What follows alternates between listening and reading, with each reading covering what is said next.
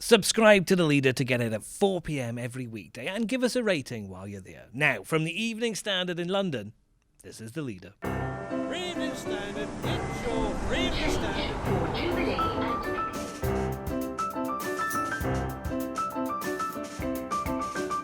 Hi, I'm David Marsland. Both the Tories and Labour have been talking about immigration, and our associate editor has been left a bit confused.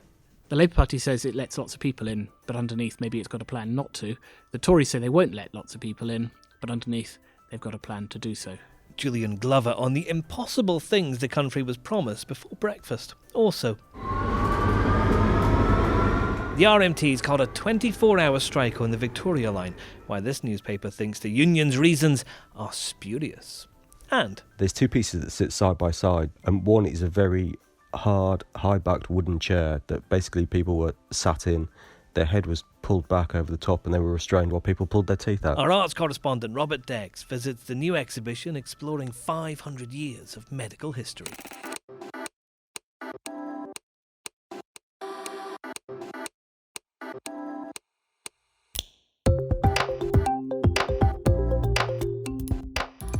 Taken from the Evening Standard's editorial column, this is The Leader. For the whole thing, pick up the newspaper or head to standard.co.uk/comment. In a moment, Julian Glover examines the immigration stances of the Tories and Labour.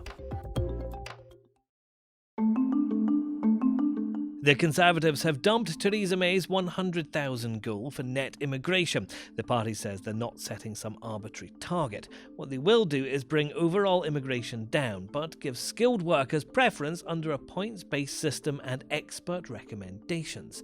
Our editorial column has spotted a problem. It's a classic example of trying to have one's cake and eat it, presumably cooked by a Polish chef in an Italian cafe and served by a waitress from Romania. The reality is that in a world of connected economies and competition for skills, we need immigration. We congratulate Priti Patel for admitting as much by dropping the harmful and unsustainable cap of 100,000 migrants a year. It's something this paper has long campaigned for. Julian Glover, we've said in The Leader that the Home Secretary's promised two impossible things before breakfast. What are those? She's promised to cut immigration while letting people into Britain to do all the jobs and support our economy and be part of a global world that we are. So if you don't like immigration, you hear the first bit. If you do, maybe you hear the second. Truth is, neither side is completely telling the truth on immigration. Labour's also all over the place. It's one of those days when parties go on the radio and scrap and fall out, and voters probably just roll their eyes and think, my goodness, how many more days are there in this election? Is immigration that high up in this election? It's possibly high up because it's often said to be one of the things that drove Brexit. And it's often said to be one of the things that gives a reason for Brexit. We can, to coin a phrase, take back control of our borders, control free movement from the European Union. And then there's a great cliche every politician rolls out, and we had it, Julie, today, an Australian-style points system. It sounds tough and exciting. Well, I'm half Australian, and Australia has a higher level of migration than we do because the Australian-style point system gives lots of points to people who come to Australia, do jobs, back a growing economy. So just because you've got control doesn't mean you're cutting numbers. Two different things. Something the leader says today is that people are going to want to move to Britain and do so in large numbers. And it calls for politicians to just be honest about that and about what Britain can do. So we congratulate the government in The Leader.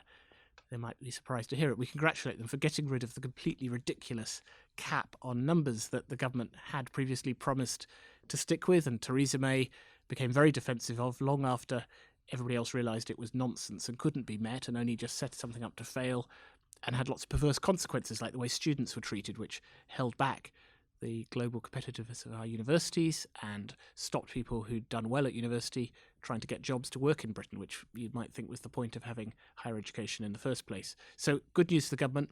They've stopped pretending they've got a number.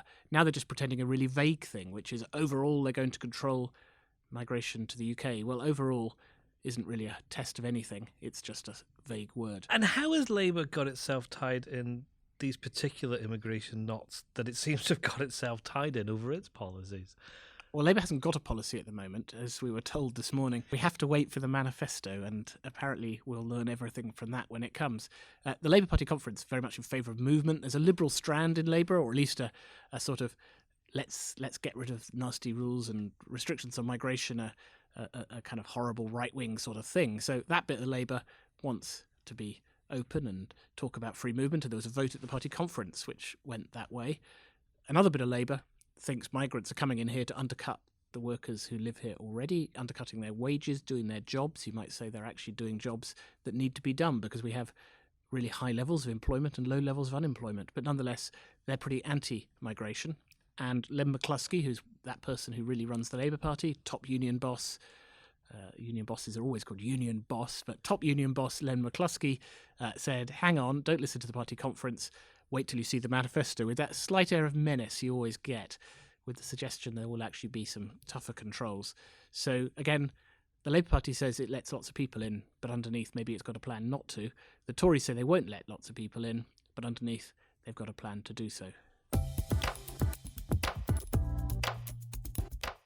Next. The next station is Vauxhall.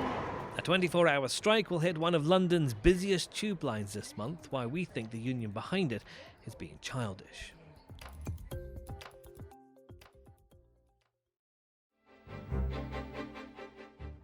Around 600,000 people use the Victoria line every day, except on November 28th, because RMT drivers will be on strike. They're walking out for 24 hours, starting at 10 p.m. the night before, and members of the rival ASLEV union may also refuse to cross picket lines, potentially bringing the line to a standstill. Our editorial column is not impressed. This is Green Park.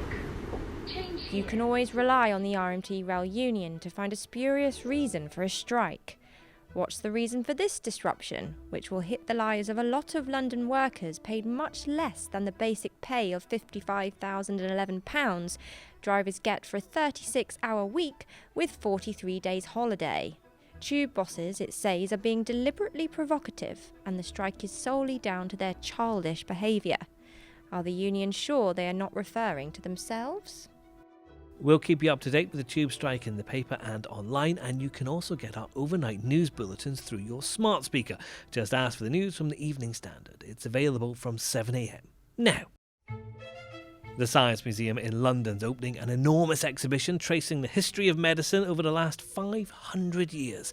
Our arts correspondent, Robert Dex, has had a sneak preview. Robert, this is genuinely huge. They say it's an area equivalent to 1,500 hospital beds. How have they filled that space? You're right, it is huge. I mean, it's 5 galleries taking up the entire first floor of the Science Museum.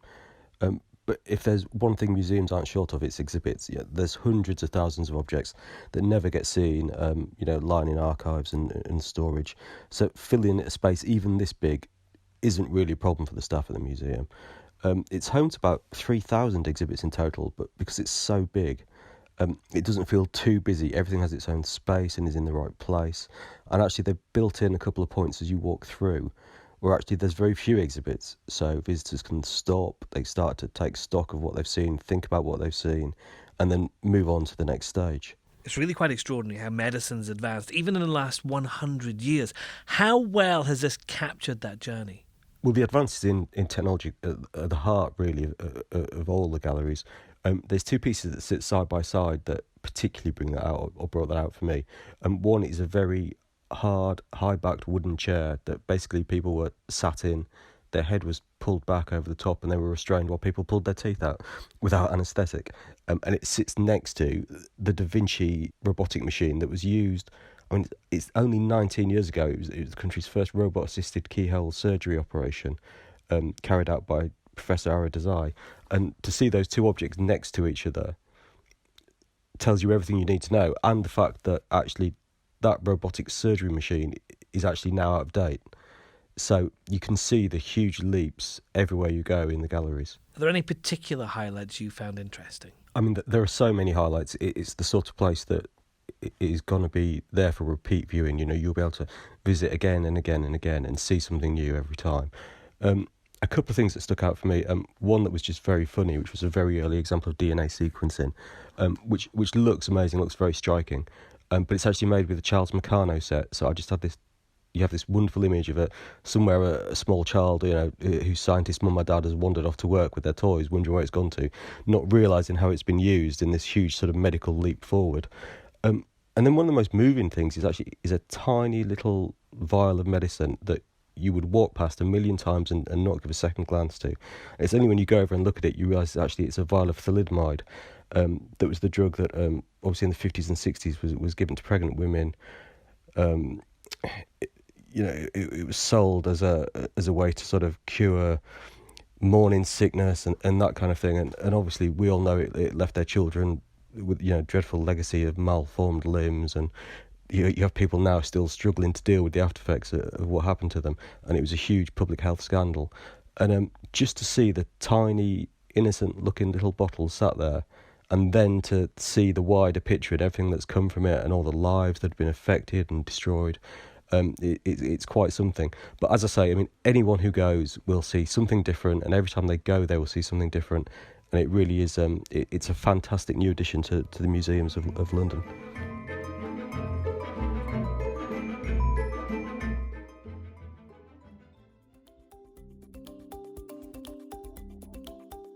And that's The Leader. We're available from 4 p.m. every weekday. Subscribe to make sure it's waiting for you on time. We'll see you tomorrow.